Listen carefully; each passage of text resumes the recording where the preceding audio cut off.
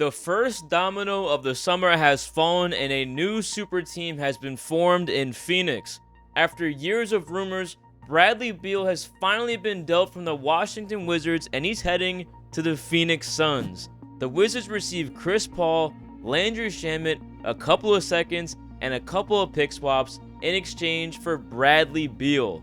There's a lot to unpack about this trade. We'll get to the on-court fit and the financial implications in a minute, but as far as evaluating the trade specifically for talent, I'd say it's a pretty good trade for Phoenix. Bradley Beal will be turning 30 in just a little bit over a week, a couple years removed from an all-star season averaging 30 plus points per game.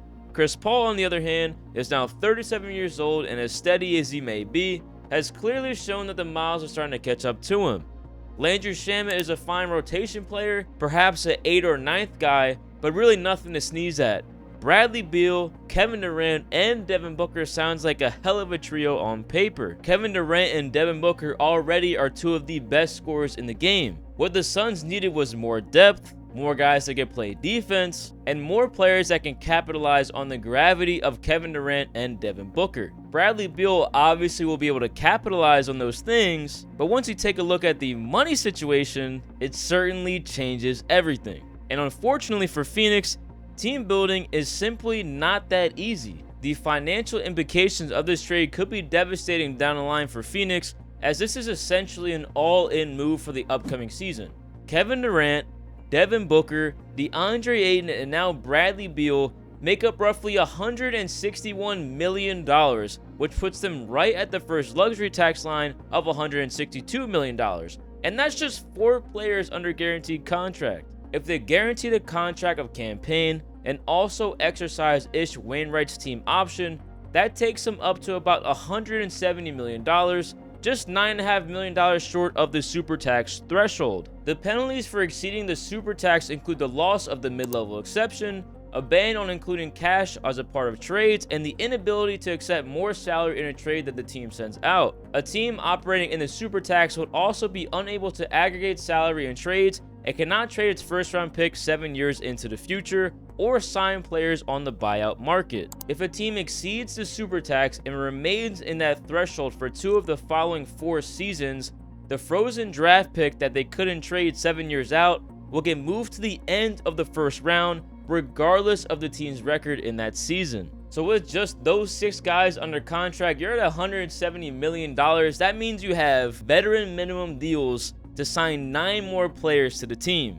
The 4 players that the Suns have bird rights for are Darius Bazley, Torrey Craig, Jock Landale, and Bismack Biyombo. I would say they all have a good chance of staying in Phoenix, as this is the Suns' best opportunity of retaining some level of NBA talent. But outside of those 4 guys, they're going to be struggling trying to find veteran minimum guys who are going to be playable in the regular season and in the playoffs. And then the worst part about this trade that no one's talking about is all the injury concerns on top of it. Bradley Beal has played just 90 games in the last 2 seasons, and Kevin Durant is about to be 35 years old and hasn't played more than 60 games since 2019. This was certainly a very risky move for Phoenix, and to be honest, I'm not really quite sure if this was the right play for them. But now we have to talk about the other team in the trade, and that's the Washington Wizards. What a disastrous end for the Bradley Beal era in Washington. A perfect encapsulation of the hard mismanagement and decision-making from the Wizards front office over the years. Just 1 year into Bradley Beal's supermax deal with a no-trade clause, he's no longer on the team. The Wizards could have gotten a king's ransom for Bradley Beal a few years back before the extension hit, coming off a 30 points per game season as an all-star, but they sat on their hands for too long, gave Beal a no-trade clause, and now that same guy yields them a 37-year-old, a 9th man, a couple of second-round picks, and some useless first-round pick swaps. Just absolute utter incompetence. The only positive for Washington is that they finally get to move in the direction of a rebuild, and hopefully that rebuild is scorched earth. The trade hasn't been finalized yet. There's been some reports that come out talking about the possibility of rerouting Chris Paul to another team, as he wants the opportunity to contend for the championship, and he's not going to be doing that in Washington. But there's also been reports that Washington really would like to keep Chris Paul as a Wizard, and that doesn't make any sense to me either.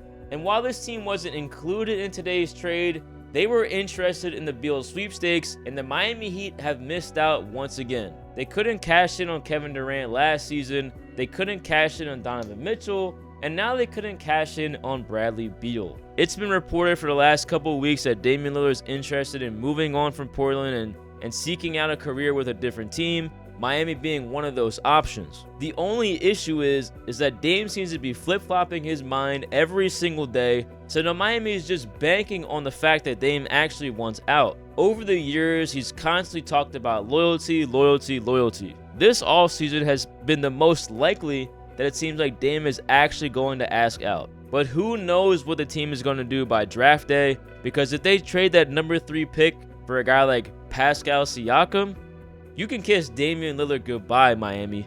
And if that happens, Miami's cooked. The NBA 2023 offseason has been absolutely crazy so far, and in the last video, we talked about every single team's top priority in case you need a quick refresher to keep up on what's going on in the NBA this summer.